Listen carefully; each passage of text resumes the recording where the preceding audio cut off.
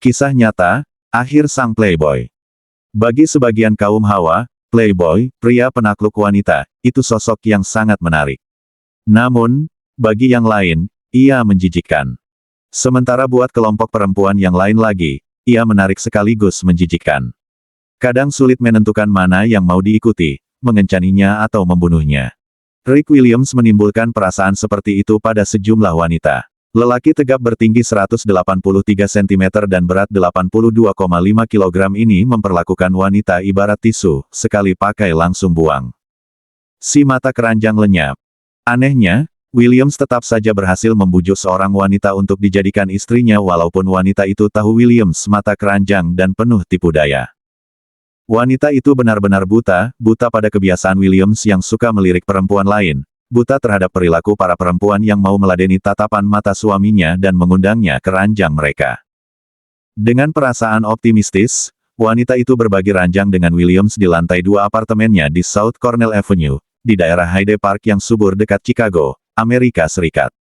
Ia berharap dapat memperbaiki sifat-sifat Rick Williams yang suka bertentangan. Sudah bisa diduga perkawinan mereka cepat sekali memburuk, apalagi ditambah dengan belum hadirnya buah hati dalam rumah tangga mereka. Pada Januari tahun 1986, wanita itu merasa habis kesabaran dan memutuskan untuk pergi meninggalkan apartemen. Sayangnya, wanita itu punya masalah, masih tetap memikirkan Rick, karena di atas segala dendamnya, ia masih mencintai suaminya, sadar akan hal itu, tetapi tidak bisa berbuat apa-apa. Rick Williams pun masih ingin berdekatan dengan istrinya. Karena itu keduanya tetap melakukan kontak lewat telepon.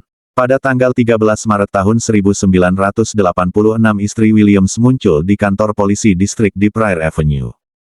Ia kelihatan bingung. Kepada polisi jaga ia menjelaskan kalau dirinya sudah berulang kali menelepon suaminya pada sore hari sebelumnya, karena ada persoalan pribadi yang penting untuk dibicarakan. Rumah dan tempat kerjanya, perusahaan yang memasarkan kafling makam, sudah coba ia hubungi, tetapi suaminya tidak juga ditemukan. Jawaban dari seorang rekan kerja Williams terdengar tidak menyenangkan. Williams tidak muncul di tempat kerja dalam 2 hari terakhir, dan tidak menelepon untuk memberi tahu alasan ketidakhadirannya. Karena itu istri Williams pergi ke apartemen suaminya malam itu, dengan harapan akan menemukannya di sana. Namun, seperti diutarakannya kepada polisi, ketukannya tidak bersambut. Tak ada yang membuka pintu. Serbuk putih. Seorang polisi kemudian menelepon ke tempat kerja Williams untuk memastikan soal ketidakhadiran pria yang tak ketahuan keberadaannya itu. Terdorong oleh permohonan istrinya yang merasa khawatir, polisi yang bertugas menyuruh seorang polisi yang tidak tahu masalahnya untuk menemani wanita itu kembali ke apartemen Williams. Petugas polisi dan istri Williams mengemukakan alasan kedatangan mereka kepada pengawas apartemen, yang akhirnya setuju untuk membuka pintu apartemen Williams. Mereka memang menemukan Williams di dalamnya, tapi tubuhnya sudah terbujur kaku. Williams tewas. 3 pasang mata segera terarah pada selangkangan korban yang setengah telanjang. Celana panjang berikut celana dalamnya melorot, dan tampak alat kelaminnya terpotong. Polisi itu segera memerintahkan kedua orang itu keluar, sementara ia mengamankan tempat itu. Namun, petugas itu tidak bisa bertahan lama-lama di dalam apartemen. Sebab, mayat Williams yang sudah sekian lama tergeletak di lantai ruang tamu mengeluarkan bau yang tak tertahankan. Apalagi jendela dan pintu apartemen Williams tertutup rapat karena musim dingin. Sejumlah detektif segera datang setelah dihubungi polisi. Mereka segera melakukan tugas karena mencium adanya tindak kriminal. Korban telah kehilangan banyak darah, tidak hanya dari mutilasi organ seksualnya, tetapi juga dari luka-luka akibat beberapa tembakan pada tubuh bagian atas. Tampak seluruh bagian di sekitar tubuhnya berlumuran darah. Di dekat mayat para detektif menemukan benda yang sepertinya bisa menjadi petunjuk dan mungkin motif pembunuhan. Benda itu berupa kantong-kantong kecil berisi serbuk putih seperti kokain, sepasang gunting, dan sebuah pisau steak yang berlumur darah. Detektif juga mendapati tidak ada pintu dan jendela apartemen yang rusak. Itu bisa diartikan, korban mengenal si pelaku. Kantong-kantong kecil berisi serbuk putih itu mengesankan narkoba sebagai motif, tetapi modus pembunuhan itu menyatakan sesuatu yang lain. Mutilasi alat kelamin terhadap korban biasanya menunjukkan adanya motif seksual yang kuat. Berdasarkan pengalaman, detektif tahu bahwa orang pertama yang patut dicurigai adalah pasangan hidup korban. Mereka tahu, Istri Williams yang pertama kali melaporkan hilangnya Williams kepada polisi, taktik yang sering digunakan para pelaku kriminal untuk mengalihkan kecurigaan. Apalagi sang istri mengaku masih mencintai Williams, meskipun kebiasaannya memikat wanita lain membuat dirinya menjadi istri yang tidak bahagia. Walaupun demikian para penyelidik itu bahkan tidak bertanya apapun pada istri Williams soal suaminya yang tidak pernah merasa puas terhadap wanita yang dikencaninya. Bukti sudah ada di depan mata, pada dinding yang mengelilingi mayatnya. Belasan foto wanita cantik tergantung di dinding, menjadi saksi bisu dari takdir mengerikan yang menimpa pria kekasih mereka. Rupanya, semua foto itu diambil oleh Williams sendiri. Beberapa gadis berdiri di sampingnya sambil tersenyum. Para detektif menghitung, ada lebih dari 100 foto yang bisa menunjukkan suatu jumlah yang sangat membanggakan, bahkan bagi Casanova yang sangat percaya diri sekalipun. Berbagai bukti lain yang memperlihatkan keberhasilannya menggait wanita ditemukan dalam sebuah laci saat dilakukan penggeledahan lebih luas di apartemen itu. Gulungan film, yang setelah dicetak, menunjukkan kalau Williams senang memotret perempuan telanjang dalam pose menantang. Dalam gaya Casanova sejati, Williams menyimpan gulungan-gulungan film itu secara hati-hati, dengan menempelkan label nama pada setiap perempuan, dan memberi komentar sesuai pose para model itu. Mereka berdiri di depan kamera Williams dengan senang hati. Tetapi apakah salah seorang dari model itu menyimpan dendam, sehingga nekat mengambil pisau atau gunting untuk menghabisi nyawa juru foto yang merasa paling maco itu? Para penegak hukum tidak melakukan penangkapan terhadap istri korban, tetapi mereka tetap membuka kemungkinan itu sampai ada lebih banyak bukti yang mengarah pada orang yang paling dicurigai dalam kasus ini. Siapapun pembunuhnya, ia sungguh sangat tenang. Setelah melakukan mutilasi yang mengerikan itu, ia mencuci tangannya. Bak cuci dapur dilumuri darah yang sudah mengering.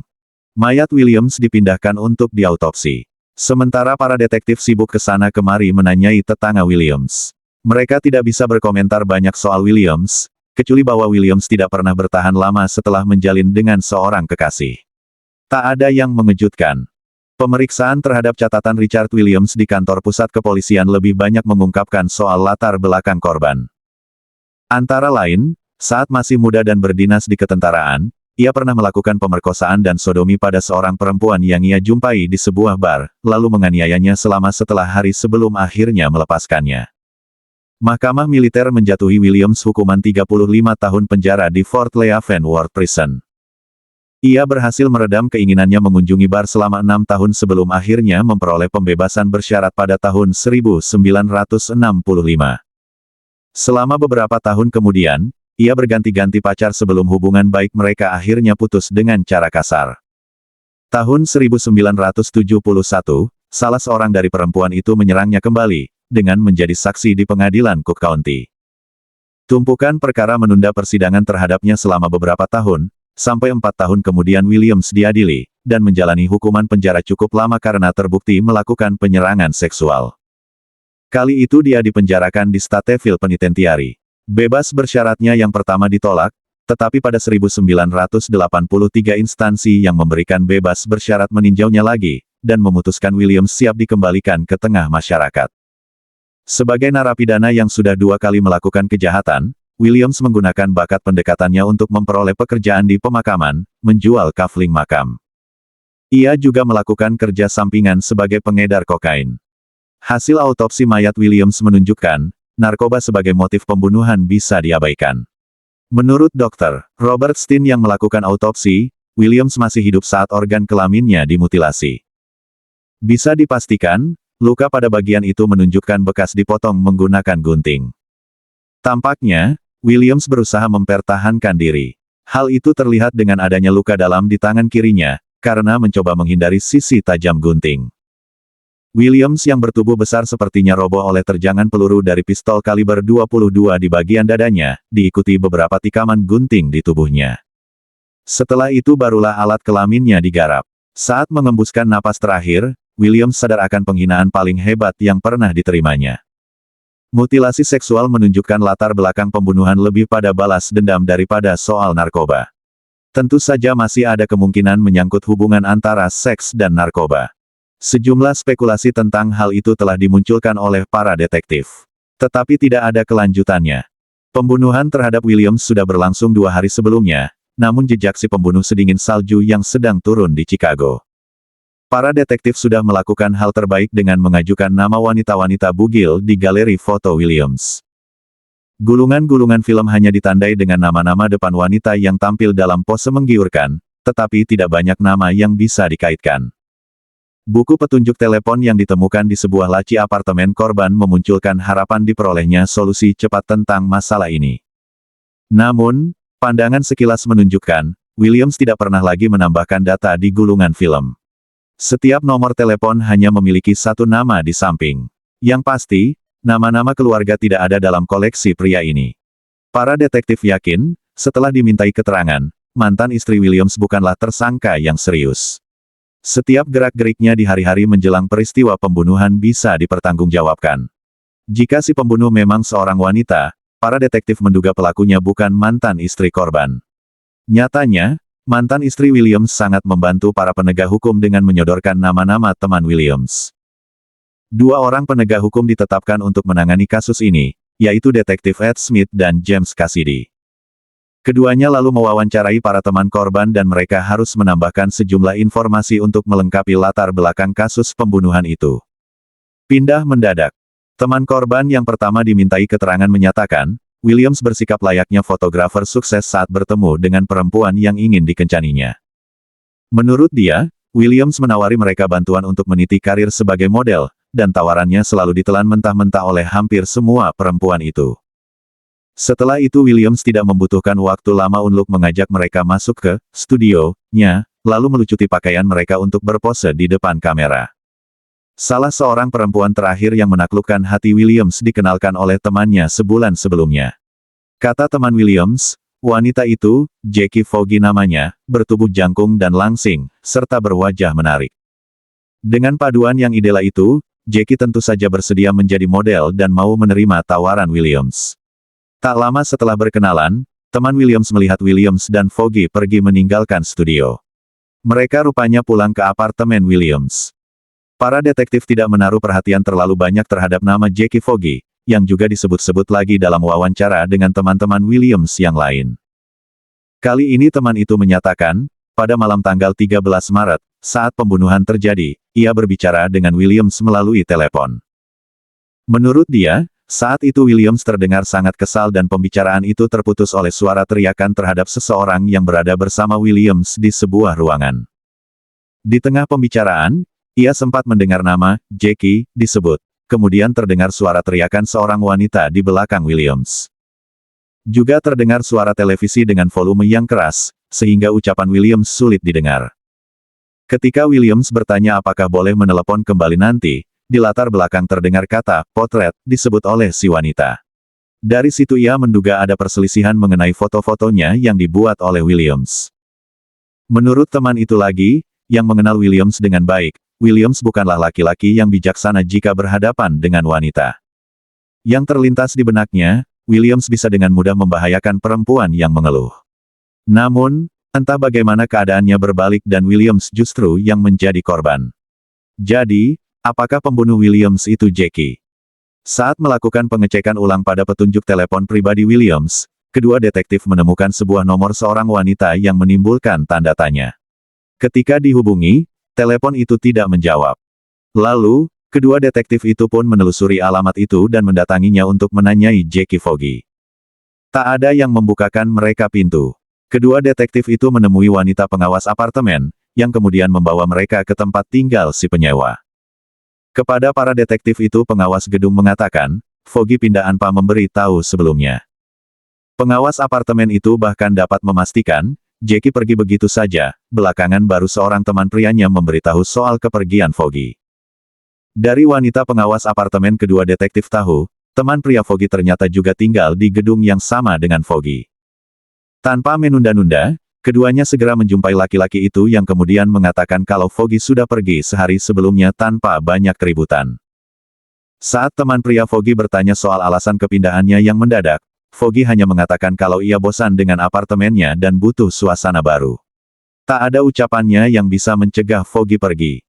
Foggy sekarang tinggal di Normal Avenue, tidak terlalu jauh dari sini, ujar lelaki muda itu. Luka di wajah. Di alamat baru, Kedua detektif itu langsung tahu apa yang harus dilakukan saat Jackie Foggy membuka pintu.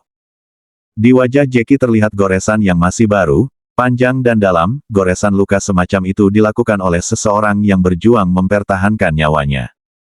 Karena itu kedua detektif dengan tenang meminta Foggy ikut bersama mereka ke markas polisi.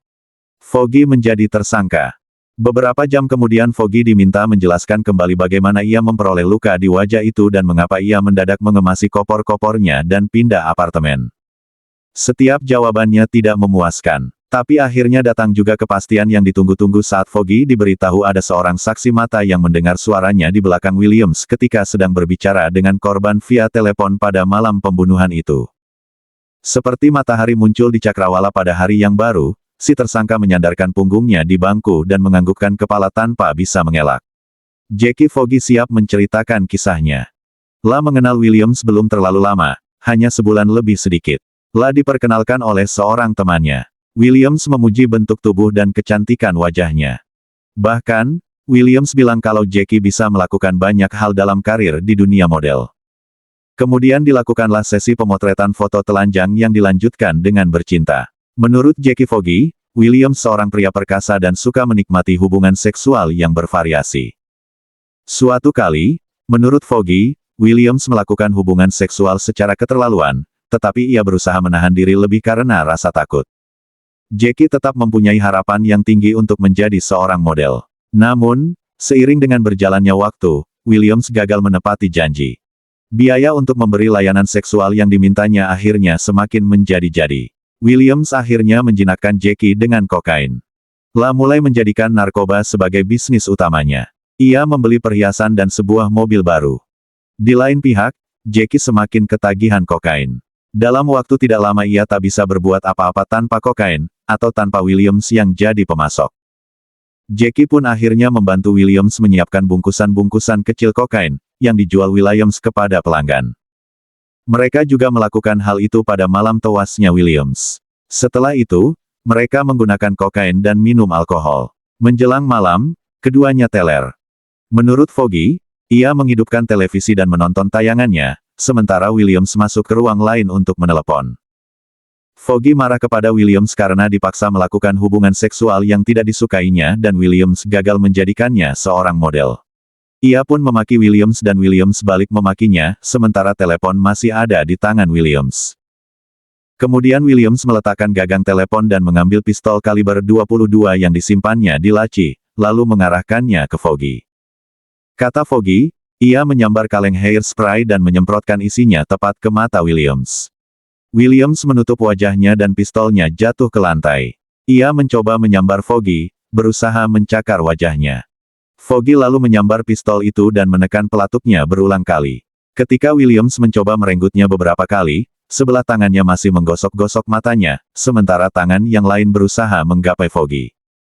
Kesempatan baik hidup di penjara akibat membunuh, melakukan mutilasi, pencurian, dan perusakan barang. Melampiaskan dendam. Akhirnya, sambil mengerang, Williams pun roboh. Revolver itu kosong. Dari 5 peluru di dalamnya, 2 peluru gagal mengenai sasaran dan menembus dinding. Namun, upaya Jackie belum selesai. Dengan sengaja ia mengambil gunting yang biasa mereka pakai untuk memotong bungkus kokain. Ketika Williams tergeletak dan sulit bernapas di lantai, ia menghunjamkannya 2 kali ke dada Williams. Foggy pun melakukan pembalasan yang terakhir. Ia membuka celana Williams dan menurunkannya sampai ke pergelangan kaki, kemudian memelorotkan celana dalamnya. Beberapa saat kemudian hilanglah kelelakian Richard Williams. Setelah itu masih tega juga Foggy mencari-cari dompet di celana Williams dan mengambil uangnya. La juga melucuti cincin berlian dari tangan Williams dan mengambil kunci mobilnya. Baru kemudian ia mencuci tangannya yang berlumuran darah. Jackie Foggy mengaku mengarahkan kembali mobil Williams ke apartemen tempat ia menggunakan kokain yang mendongkrak keberaniannya itu. Setelah beberapa jam beristirahat, ia mulai bisa berpikir lebih tenang. Ia berpikir, semua barang bukti harus dilenyapkan. Karena mobil Williams bisa membuka rahasianya, ia mengendarainya ke tempat terpencil, menyiramnya dengan bensin, lalu membakarnya. Jackie Foggy yang berusia 19 tahun itu didakwa sebagai pembunuh pada tanggal 17 Maret tahun 1986. Dengan barang-barang bukti yang dikumpulkan oleh para detektif, pengakuan para saksi, dan pengakuan mengerikan yang diberikan Jackie sendiri, asisten jaksa penuntut umum George Valecic tahu apa yang harus dilakukannya. Namun, dengan tumpukan perkara yang ada di pengadilan kota itu, dibutuhkan waktu 2 tahun sebelum terdakwa berhadapan dengan jaksa. Muncul perdebatan. Jackie tahu, ia memiliki kesempatan baik hidup di penjara akibat membunuh, melakukan mutilasi, pencurian, dan perusakan barang. Jackie mengaku bersalah telah melakukan pembunuhan tanpa rencana. Pengakuan itu mengurangi kemungkinan ia dipenjarakan dalam waktu lama karena membunuh. Pada tanggal 29 April tahun 1988, Hakim Christy Berkos menjatuhi Jackie Foggy hukuman 15 tahun penjara.